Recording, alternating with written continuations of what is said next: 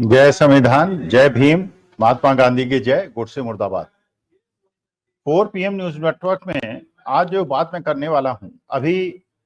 1-2 दिन पहले ही चुनाव आयुक्त महोदय ने चुनावों के तिथि की घोषणा की है और उन्होंने ये घोषणा की है कि केवल हरियाणा के और जम्मू एंड कश्मीर के चुनाव होंगे। उन्होंने महाराष्ट्र के बारे में ये बताया है कि महाराष्ट्र में बारिश बहुत हुई है, महाराष्ट्र में दिवाली है, महाराष्ट्र में श्राद्ध है, महाराष्ट्र में गणेश महोत्सव है और महाराष्ट्र के अंदर क्योंकि बारिश हुई है, क्योंकि वहां पे बहुत सारे त्योहार हैं, इसलिए अभी महाराष्ट्र में इलेक्शन नहीं कराया जा सकता। अब ये चुनाव आयुक्त महोदय हिंदुस्तान के रहने वाले हैं, मेरठ के रहने वाले हैं, हिंदू धर्म के हैं, उन्हें सब कुछ पता है। भाई, जिस श्राद्ध की आप बात कर रहे हैं वो श्राद्ध जैसे महाराष्ट्र में होते हैं वैसे ही हरियाणा में होते हैं, बल्कि हरियाणा उत्तर प्रदेश में तो ज्यादा मनाया जाता है। हम लोग श्राद्धों में तर्पण करते हैं, पूजा करते हैं, जानवरों को खाना खिलाते हैं, भोजन कराते हैं, कौवे को, गाय को, सबको भोजन कराते हैं और उसके बाद भोजन करते हैं और अपने पितरों को, अपने पूर्वजों को हम अपना श्रद्धा सुमन अर्पित करते हैं। तो ये केवल महाराष्ट्र में नहीं होता, ये हरियाणा में भी होता है। लेकिन उन्होंने समझा कि हरियाणा कोई अलग देश है और महाराष्ट्र कोई अलग देश है। पानी तो यहां भी बरसा है और अभी तो भादों चल रहा है, अभी तो बिल्कुल शुरुआत हुई है। अभी तो पता नहीं कितनी बारिश हरियाणा में होने वाली है, लेकिन लगता है वो मेट्रोलॉजिस्ट हैं, उन्होंने बता दिया कि अभी 1.5 महीने के बाद जो इलेक्शन होने वाले हैं तो महाराष्ट्र के अंदर बहुत ज्यादा बारिश होगी और हरियाणा के अंदर बारिश नहीं होगी। हरियाणा का उन्होंने 1.5 महीने का हिसाब किताब पढ़ लिया और यहाँ चुनाव घोषित कर दिए और महाराष्ट्र में नहीं किए। चलिए, वो चुनाव सारे संवैधानिक अधिकार उनके हैं, हम उनका बड़ा सम्मान करते हैं, इसलिए उनकी बात को मान जाते हैं। लेकिन जब से ये चुनाव घोषित हुए हैं उसके बाद से राजनीतिक फिजा जो है वो बदलने लगी है।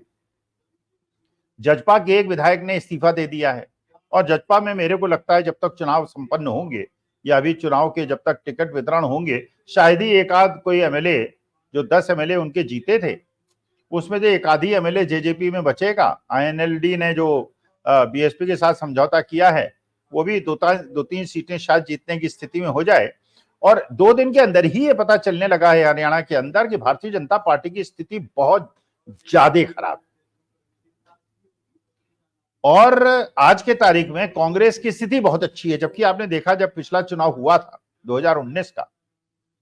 उस समय एक तरह से लोगों ने, ज्यादातर लोगों ने मान लिया था, बल्कि कांग्रेस हाईकमान ने भी मान लिया था कि कांग्रेस चुनाव नहीं जीत सकती और जनता ने, वोटर्स ने भी मान लिया था कांग्रेस चुनाव जीत नहीं सकती, इसलिए इनको वोट देने का कोई फायदा नहीं है, जीतना बीजेपी को है, इसलिए उन्हीं को वोट दो। ये बात थी और शायद ही किसी ने ऐसी कल्पना की थी कि ये ऐसे रिजल्ट्स आएंगे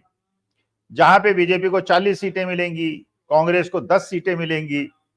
और जजपा को 10 सीटें मिलेंगी। और जजपा ने क्योंकि कांग्रेस के वोटों में से बहुत सारे वोटों का बंटवारा किया था, इसलिए जजपा की जितनी 10 सीटों की सफलता थी उसने कम से कम 20 सीटें कांग्रेस को हरा दी थी। तो जब किसी ने कल्पना नहीं की थी कि कांग्रेस इतना अच्छा प्रदर्शन करेगी, उस समय भूपेंद्र सिंह हुड्डा के नेतृत्व में अगर कांग्रेस को 30 सीटें मिली थी, जबकि कोई सोच ही नहीं रहा था कि कांग्रेस जीतेगी। इस बार तो कांग्रेस के बारे में जो पार्लियामेंट के इलेक्शन का ट्रेंड है, जहां पे 10 में से 5 सीटें कांग्रेस और 10 सीटें में से 5 सीटें बीजेपी के पास हैं, बिल्कुल पार्लियामेंट की 5-5 सीटों का मतलब करीब 50-50% की लड़ाई है। और क्योंकि पार्लियामेंट के अंदर आप जानते ही हैं सेंट्रल गवर्नमेंट, क्योंकि उस समय कोई नहीं सोच सकता था कि भारतीय जनता पार्टी को अपनी एब्सोल्यूट मेजोरिटी नहीं मिलेगी, वो तो इलेक्शन में जनता ने बता दिया। और इलेक्शन अपोजिशन ने नहीं लड़ा, बेसिकली जो इलेक्शन लड़ा गया वो जनता ने लड़ा बीजेपी के खिलाफ, इसलिए 241 सीटें बीजेपी, मतलब बीजेपी को मिली और 233-234 सीटें इंडिया अलायंस को मिली और बिल्कुल करीब करीब इवन फाइट हुई। बाकी जेडीयू और टीडीपी और एकनाथ शिंदे और उनको आप छोड़ दें, तो इसका मतलब यह है कि करीब करीब इवन फाइट थी। उस स्थिति में जबकि तब तक देश के कम से कम 15-20% लोग ये मानते थे कि मोदी जी को हराया नहीं जा सकता, ही इज इनविंसिबल। और जब उन्होंने नारा दिया था इस बार 400 पार, तो उसके बाद उनका जो कॉन्फिडेंस का लेवल था और जो बीजेपी, कांग्रेस का और इंडिया अलायंस के कॉन्फिडेंस का लेवल था वो बहुत कम था। इनके बाद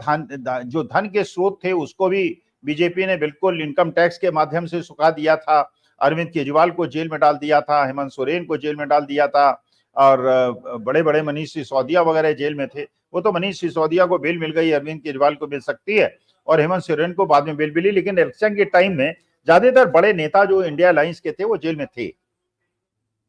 लेकिन इसके बावजूद फाइट इतनी तगड़ी हुई। तो इस बार के जो हरियाणा के चुनाव होने हैं, उस चुनाव में जो अभी पहला एक ओपिनियन ली है न्यूज 24 ने, और न्यूज 24 आप जानते हैं थोड़ा सा विश्वसनीय चैनल है आज की तारीख में। बाकी गोदी मीडिया को अगर आप छोड़ दें तो वो पूरी तरह से गोदी मीडिया नहीं है, कुछ उसके कार्यक्रम होते हैं एकाध, जहां जो एंकर हैं वो बिल्कुल गोदी मीडिया की तरह बिहेव करते हैं और लगता है कि ये गोदी मीडिया में क्यों नहीं जाते। लेकिन बाकी जैसे आपने गरिमा सिंह का प्रोग्राम देखा 7 बजे का, वो एक बिल्कुल निष्पक्ष चर्चा कराती हैं।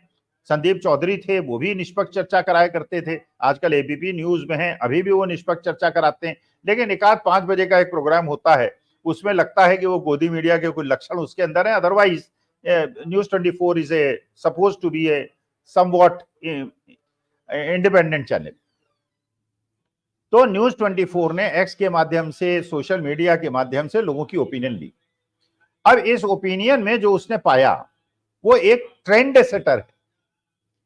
अब ये फर्स्ट ट्रेंड है, अभी इलेक्शन डिक्लेयर हुआ है, फर्स्ट ट्रेंड है। उसमें वो बताते हैं कि करीब 80%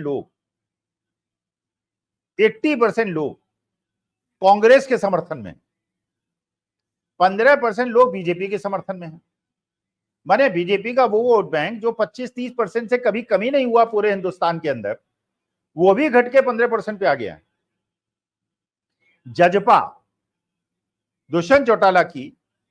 जो पिछली बार के इलेक्शन में 10 सीटें जीती थी और उन्होंने कांग्रेस को नुकसान पहुंचा के, और इनको गंगा पार पहुंचा देंगे, उनको जमुना पार पहुंचा देंगे, पता नहीं क्या क्या नारे भारतीय जनता पार्टी के खिलाफ दिए थे, और एंटी बीजेपी वोट को काट कर उन्होंने कांग्रेस को नुकसान पहुंचाकर 10 सीटें भी हासिल की थी और कांग्रेस को भी सीटें हराई थी। बाद में वो भारतीय जनता पार्टी के 7 उप मुख्यमंत्री बन गए थे। उन्होंने खूब आनंद लिया 4.5 साल आनंद लेने के बाद भारतीय जनता पार्टी को लगा कि भाई ये तो इलेक्शन टाइम में अगर हमारे साथ रहेंगे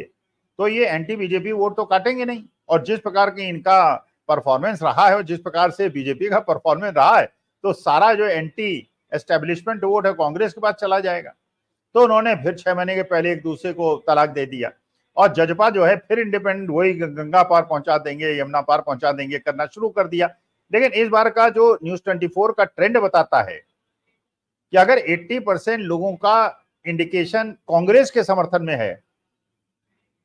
15% का बीजेपी के समर्थन में है, बीजेपी का भी सपोर्ट बेस घट गया है, और जजपा का 1% पे आ गया है, इसका माने जजपा की हालत बहुत ज्यादा खराब है। जो किसानों के साथ अन्याय हुआ, जो पंजाब से किसान आने वाले थे और उनको हरियाणा के बॉर्डर पे बोल्डर्स लगा के रोका गया, फिर उनपे बीएसएफ, सीआरपीएफ, पता नहीं कौन कौन सी फोर्सेस लगाई गई, फिर अश्रु गैस के गोले छोड़े गए, फिर उनकी कारों को, ट्रैक्टरों को तोड़ा गया। तो वो सारी जनता ने वीडियो के माध्यम से और इंटरनेट के माध्यम से, यूट्यूब के माध्यम से देखा कि किसानों के साथ किस प्रकार का अनाचार और अत्याचार हुआ, जिसमें दुष्यंत चौटाला भी भागीदार थे। तो दुष्यंत चौटाला आज के तारीख में कोई मानने को हरियाणा के अंदर कम से कम तैयार नहीं है कि वो एंटी बीजेपी है। वो मान रहे हैं कि बीजेपी की ही एक पार्टी है जो कि कांग्रेस को नुकसान पहुंचाने के लिए और कांग्रेस का वोट का, लेकिन इस बार वो वोट स्प्लिट नहीं हो रहा है। बीएसपी और आईएनएलडी का जो कॉम्बिनेशन है वो भी वोट स्प्लिट नहीं करा पा रहा है, और कंसोलिडेशन कांग्रेस की तरफ हो रहा है। देखिए ये बात बिल्कुल सच है कि ये जो पोल होते हैं ये हरियाणा के अंदर स्पेसिफिक नहीं है, इसमें इंडिया के बाकी देश के कोने कोने के लोगों ने वोट दिया होगा, महाराष्ट्र, उत्तर प्रदेश, बिहार, वेस्ट बंगाल, और ये भी हो सकता है कि इसमें बाहर के स्टेट के कितने हैं, हरियाणा स्टेट के कितने हैं, तो हो सकता है उसका प्रभाव हो। लेकिन जो पूरे हिंदुस्तान के आज के तारीख में बीजेपी के फेवर में या अगेंस्ट का ट्रेंड है, उसका इंडिकेशन देता है। इसका मतलब यह है कि केवल हरियाणा की स्थिति नहीं है, अगर ये पूरे हिंदुस्तान के लोगों ने वोट दिया है, और इसको सेग्रीगेट करना बहुत मुश्किल है कि इसमें हरियाणा के लोग कितने हैं और बाकी प्रदेशों के कितने हैं, लेकिन ये बात तो बिल्कुल पता चल रही है कि आज के तारीख में जो थर्ड फोर्सेस है वो बिल्कुल खत्म हो गई। जैसे तेलंगाना में बीआरएस खत्म हो गई, उड़ीसा में बीजेडी खत्म हो गई, पंजाब के अंदर अकाली दल खत्म हो गया, हरियाणा के अंदर ये खत्म हो गए, नेशनल लोकदल वाले और जजपा वाले, महाराष्ट्र के अंदर अजीत पवार खत्म हो गए। अब अजीत पवार भी इस चक्कर में है किसी तरह से वो वापस आ जाएं। कह रहे हैं कि मैंने अपनी पत्नी को अपनी भतीजे के खिलाफ, अपनी बहन के खिलाफ लड़ा कर गलती की थी। तो एक प्रकार से वो इंडिकेशन दे रहे हैं कि शरद पवार चाचा मुझे माफ कर दीजिए, मैं तो भैया सारे केसेस विड्रॉ करने के लिए बीजेपी के साथ गया था, वहां पे मेरे सारे केसेस विड्रॉ हो गए, मुझे करप्ट कहना उन्होंने बंद कर दिया, वॉशिंग मशीन में मैं धुल गया, अब मुझे आप जो है वापस ले लीजिए, क्योंकि वहां तो मेरी दाल गलने वाली है नहीं, मुझे सीटें वीटें मिलेंगी नहीं। तो आपके छत्र छाया में अगर मुझे महाराष्ट्र के अंदर कुछ सीटें मिल जाएंगी तो भैया मेरा जीवन आगे का भी। लेकिन अब शरद पवार तो शरद पवार हैं, कूटनीति और रणनीति में उनका कोई सानी नहीं है, वो भी वापस लेने को तैयार नहीं है।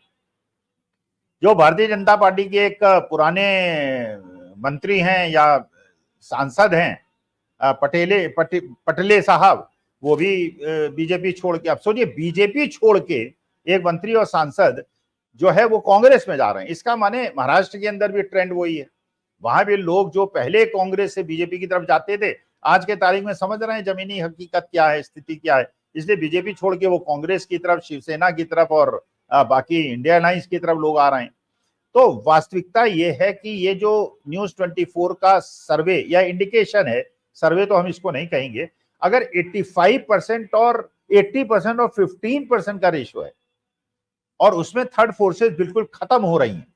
तो 85% का मतलब ये है कि आज के तारीख में हरियाणा, और ये ट्रेंड बढ़ेगी। अब जैसे ये पहले हुआ जब विनेश फोगाट हिंदुस्तान वापस नहीं आई थी, आज विनेश फोगाट को जिस प्रकार का समर्थन मिला, जिस प्रकार का स्वागत हुआ, जिस प्रकार वहां पे क्राउड ने ये कहा कि इसको आप भारत रत्न दीजिए, षड्यंत्र के तहत आपने इसका पदक तो छीन लिया लेकिन इसको भारत रत्न दीजिए। और हरियाणा में जिस प्रकार दीपेंद्र हुड्डा के साथ चले हैं, बजरंग पूनिया चले हैं, साक्षी मलिक चली है, तो हरियाणा की जनता तो आज के तारीख में जितनी आज के तारीख में इंडिया अलायंस या कांग्रेस के साथ है, जैसे जैसे चुनाव आएगा तो मेरे ख्याल से 90% और 10% का चुनाव रह जाएगा। तो ये बहुत बड़ा हरियाणा के अंदर, जैसे खट्टर साहब ने किसानों के साथ किया और बेरोजगारी में पहले नंबर का प्रदेश बना दिया हरियाणा को, हरियाणा की इंडस्ट्री जो है वो दूसरे प्रदेश में जाके सेटल हो गए और यहाँ पे बेरोजगारी बहुत ज्यादा बढ़ गई और किसी प्रकार का कोई काम ही नहीं हुआ। हर व्यक्ति ये कहता है कि उनकी स्थिति बहुत ज्यादा खराब है, लॉ एनफोर्सिंग एजेंसी कोई काम ही नहीं कर रहा। जैसे मैं व्यक्तिगत रूप से बताऊं, मेरे घर के बगल में सारे लोगों ने इलीगल कंस्ट्रक्शन करा रखा है। अब मैं टाउन कंट्री प्लानर के बाद जैसे ही कंस्ट्रक्शन हुआ शिकायत करने पहुंचा, एप्लीकेशन दी, चीफ मिनिस्टर को लिखा, सीएम विंडो, फलाना ठिकाना, डीसी, कमिश्नर, कहीं कोई सुनवाई नहीं, पैसा खा खू के उसको 6-7 नोटिस दिए। जब तक उसको नोटिस दिए उसके बाद उसने कंस्ट्रक्शन करा लिया और कोर्ट में जाके कहा साहब तो पुराना कंस्ट्रक्शन है, इसमें रेस्टेंट ऑर्डर दीजिए, उसको रेस्टेंट ऑर्डर मिल गया। तो मेरी चारों तरफ से हवा और धूप रोक दी गई है। तो अगर आपका कोई दर्शक श्रोता ऐसा हो जो हरियाणा में वरिष्ठ अधिकारी हो या पुलिस अधिकारी हो या मेरी कोई मदद कर सकता है तो मेरी करे, क्योंकि मैं आज के तारीख में खुद ही इलीगल कंस्ट्रक्शन से परेशान हूं और हरियाणा के अंदर बैठा हूं और हरियाणा के अंदर यहाँ की सरकार के जो मंत्री हैं और जो अधिकारी हैं वो इतने भ्रष्ट हैं कि वो कुछ सुनने को ही तैयार नहीं। तो आज के तारीख में जिस प्रकार से विनेश फोगाट और जिस प्रकार किसानों का, सारे वर्गों का, सारे समाजों का, युवाओं का क्रोध है, मेरे ख्याल से जब 4 अक्टूबर को रिजल्ट्स आएंगे तो भारतीय जनता पार्टी को अफसोस होगा कि एक साथ ही हरियाणा और महाराष्ट्र हार जाते। अब हरियाणा में अगर इतनी भद बटेगी, बहुत सारे लोग ऐसे होंगे जो उसके बाद बीजेपी छोड़ेंगे और महाराष्ट्र में तो भगदड़ मच जाएगी और जो स्थिति होती उससे और ज्यादा खराब हो जाएगी। नमस्कार, धन्यवाद और प्रणाम।